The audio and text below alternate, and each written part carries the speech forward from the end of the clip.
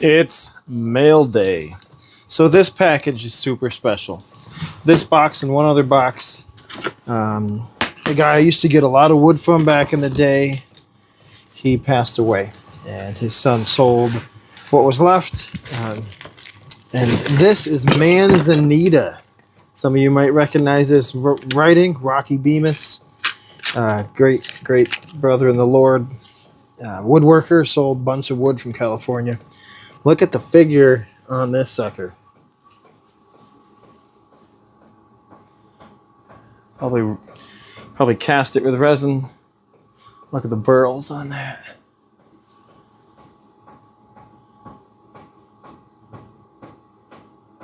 All right, what else is in this box? Oh yeah, I got a bunch of desert ironwood live edge knife blocks or pen blocks. I'll be resin casting these.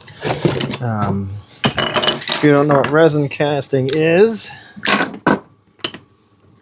I'll be taking that wood and putting it into blocks like this that woodworkers use. So, pretty pumped.